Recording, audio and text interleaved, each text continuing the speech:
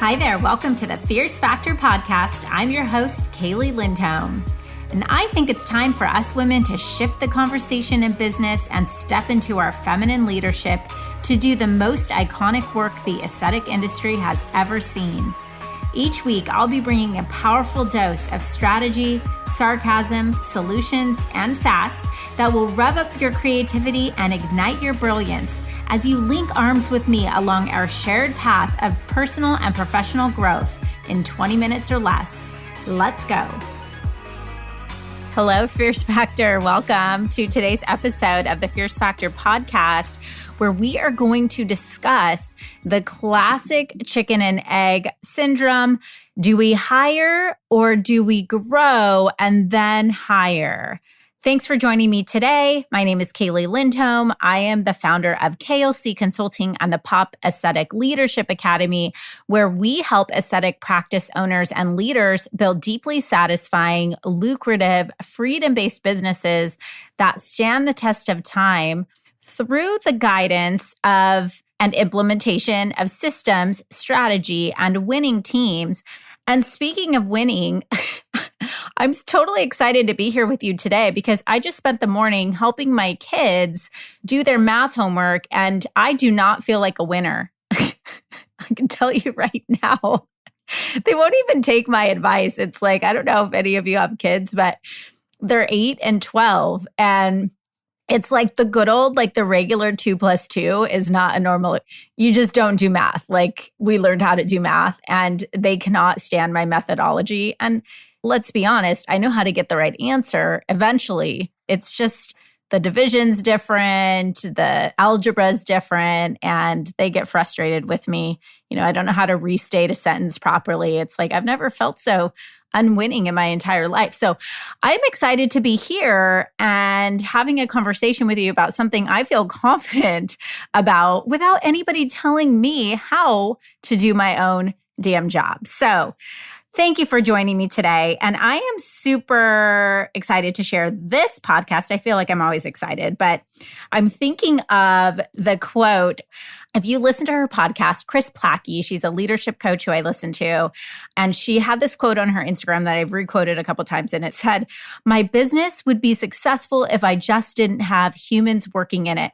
And it just makes me laugh every time because I think sometimes as business owners, we think that we're like, oh my gosh, if I just didn't have to deal with humans, you know, with our team, our patients, right? Like humans are, that's the real challenge in life. It's dealing with real personalities, real feelings, real emotions, real character, real ambitions of real people. And so if you're here today and you have this question like, hey, I don't feel like I'm total expert at building and growing a team.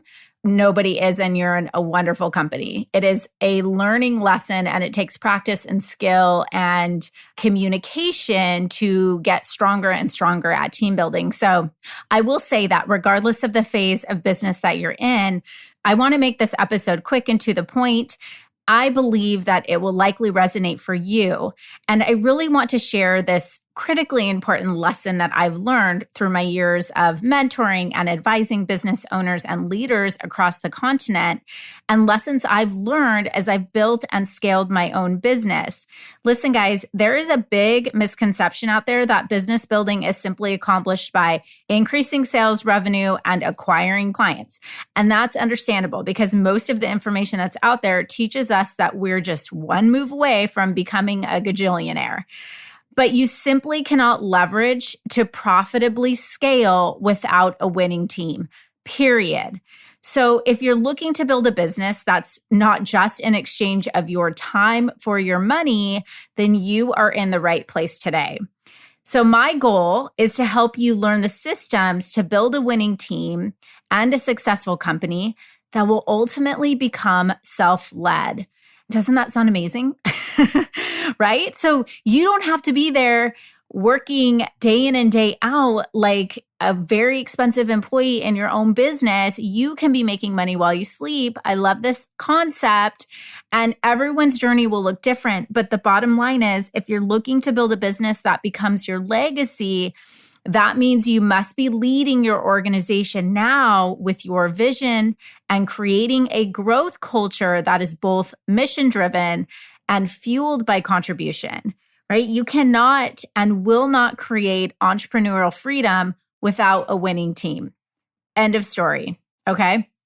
So this week I hosted a masterclass with some ambitious, fierce business leaders, and I wanted to share with you one very important topic that came up really through a series of very popular questions. The masterclass was all about building a people plan that supports profitable growth for a business. And this question came from a young, ambitious facial plastic surgeon who currently has 2 staff members who are all wearing many hats in the practice.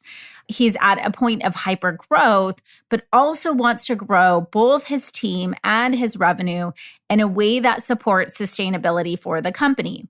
So perhaps you've asked yourself this question as well. Which comes first? Do I hire people now to grow my business, or do I grow and then I hire people to sustain the growth, right? So totally great question. And actually, when I'm asked a question like this, I'm delightfully surprised because of what I mentioned to you before. Many times I'm asked questions simply about growth and without the strategic thought behind the team building process.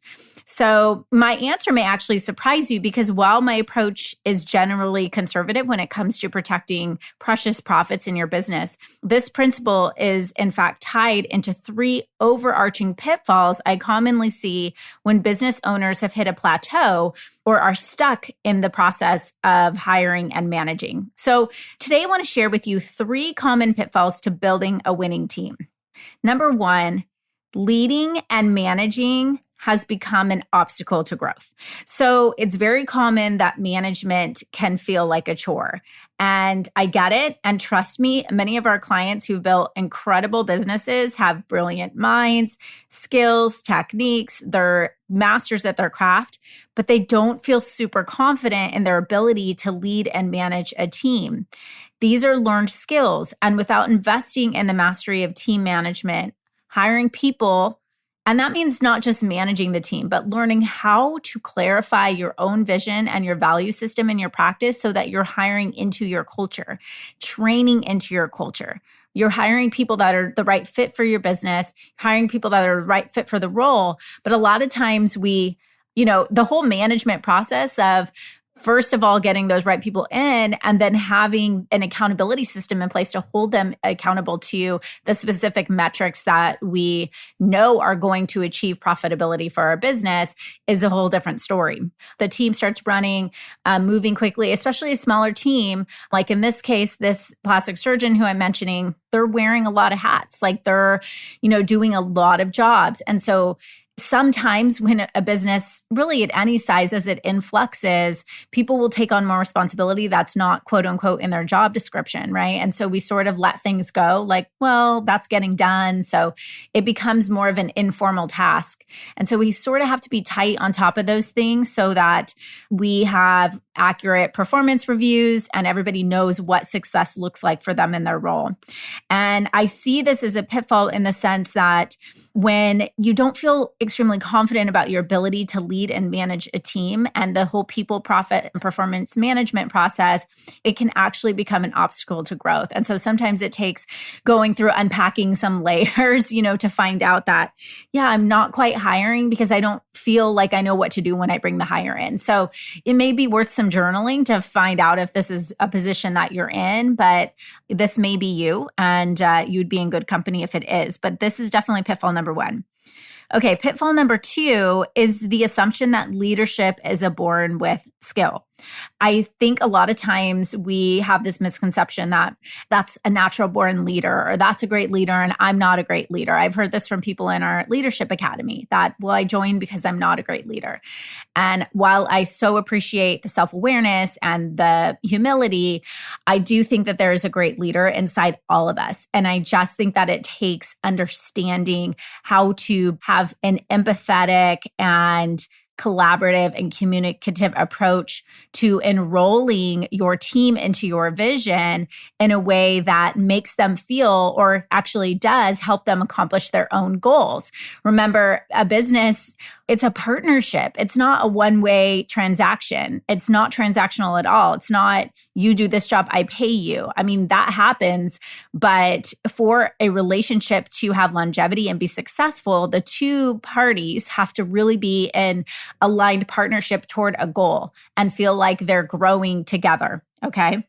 So number 2, leadership is absolutely a learned skill, and it can be improved upon, and you can become a better, stronger leader with the right work, okay?